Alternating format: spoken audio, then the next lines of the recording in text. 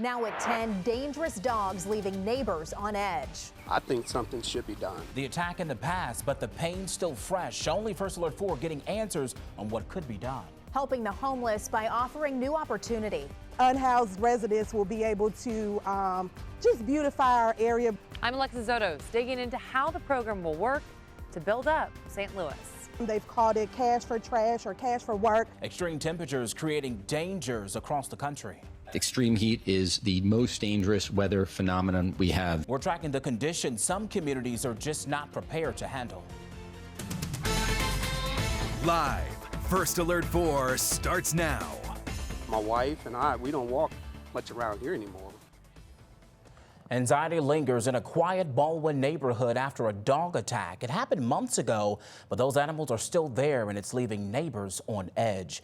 Good evening. Thank you for joining us tonight. I'm Justin Andrews. Corey is off. I'm Samantha Jones. That dog attack happened last August, and now months later, the man hurt in this is still waiting for action to be taken. Yeah, and he claims the dogs bit him more than 100 times while he tried rescuing another pet. Our John Kipper has been working this story for days now. He's live in the studio with the story only on 4 tonight, John. All right, Steve, we'll see you soon. New at 10, a St. Anne police officer was injured after chasing a suspect. Police tell us it started when the St. Anne officer spotted a car that was reported stolen. We're told he chased the vehicle into South St. Louis City, ending in a crash near the Hill neighborhood. The suspect's car crashed into a nearby porch. Police say that's when the officer and suspect got out of their vehicles and ran. Well, that officer chased that suspect. That is when the St. Anne officer fell and hurt his head, but we're learning he should be okay. Tonight, we're continuing to learn new details about a program St. Louis city leaders are working to create to offer jobs to the homeless. Yeah, but the city still needs to secure a partner in order to get that initiative off the ground. Our Alexis Zotos joins. Hey, the St. Louis mayor announced a new task force to drum up money. This comes after the city lost a lawsuit over remote workers and the earnings tax. The city now likely owes thousands of people money. This lawsuit and litigation did not prompt this. This is something I've always wanted to take a look at. The next 90 days are going to give us some indication. We will make sure that whoever applies for a refund will be getting a refund. Today, Mayor Tatara Jones announced the Long-Term Revenue Advisory Council will be made up of 12 members. That will include the mayor, the tax collector, other city leaders, and some community members. The mayor will pick the council, and she says this council was in the works for quite a while, even as some question if the $26 million the city set aside for the recent lawsuit will be enough. Once this revenue stream council is established, the mayor says the suggestions will take about 6 months. Well, we're going to look at all of our revenue. Juneteenth is the national holiday celebrating the end of slavery here in the United States. Yeah, it was on June 19th, 1865 that the last enslaved people in Texas were freed, despite the Emancipation Proclamation being enacted more than 2 years earlier. Yeah, Juneteenth officially became a federal holiday just a few years ago, back in 2021. And here in the St. Louis area, there are several ways to celebrate. All right, so the Griot Museum of Black History is hosting the 3rd annual Juneteenth Freedome celebration. This is a family-friendly event. The goal is to create a movement to celebrate, uplift, and reignite Black communities.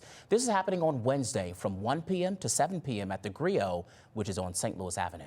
Right now, a dangerous heat wave across the U.S. with triple-digit temperatures that could smash record after record this week.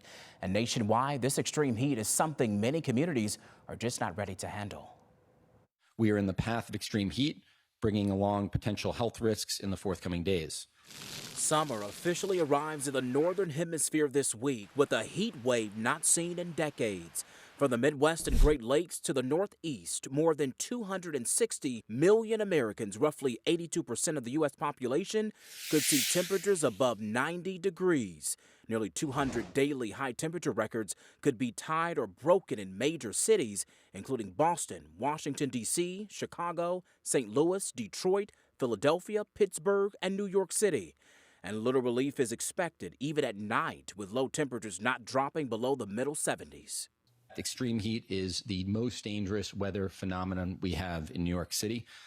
We lose over 350 New Yorkers a year on average to heat.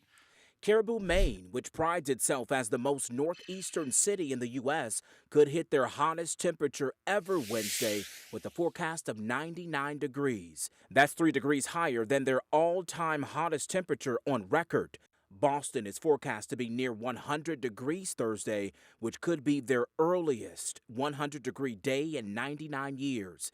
And it's not just high temperatures causing concern, but how long they're expected to stick around. Pittsburgh, which hasn't seen a single day go over 95 degrees in more than a decade, is forecast to see 6 consecutive days of temps above 95. And Philadelphia is expected to see 5 straight days at or above 95 degrees. If it seems like these scorching heat waves are happening more each year, it's not your imagination. While very hot days are, of course, normal, the number and the duration of these hot days we are seeing each and every year is not. The risks to our planet presents risks to our health. And heat is, of course, the deadliest of all extreme weather events here in New York City and across the United States. All right, Steve, so we were talking in the newsroom earlier. There are some people in our newsroom who are having air conditioning problems. This is not a good week to have that. You're going to need your air and you're going to need some water. It always seems like it breaks down when you need it. I know, right? Every time, never fails. Here we go. Yeah, you tried to seek out the AC, and if not, have the fan to move some air around. But also when you're outdoors, seeking out the shade really helps. And I noticed when the clouds rolled in this evening and we had that wind, that helped. We're going to have the wind tomorrow. We're going to have some clouds. But way to go for that St. Louis native I was Jason just gonna Tatum. say that. It feels good. Hometown guy. Yep. Yeah. Always a fun time for that. And he had a great run in the playoffs and all season long. So we're excited for Jason. For sure. Good stuff. All right, Tamar, thank you. Still ahead here, a family dog from the Midwest. All right, so there's tall, and then there's world record breaking tall. Okay, so let's introduce you to Kevin. This 4-legged friend is now in the Guinness World Record book. He's the holder for the tallest living dog. Kevin is a 4-year-old Great Dane. He lives in Des Moines, Iowa. And we know what you're wondering. How tall is Kevin? He is 3 feet 2 inches, so about the size of Stella from his feet to his withers, which are where his shoulders are at. So it actually doesn't even include his neck and his head. The average Great Dane is 2 feet 6 inches. That is a very large dog. A whole human. Tall fella. It does. I'll call him Kev for short. That cool? Yeah, I like Kev. Yeah. Kev probably has quite the diet, and it's probably a lot of food. Exactly. Certainly. Yeah. a lot of love for that family. A lot of love. Yeah, That's for true. sure. All right. Good to see you tonight. That's going to do it for us here on First Alert 4 at 10. We will see you tomorrow.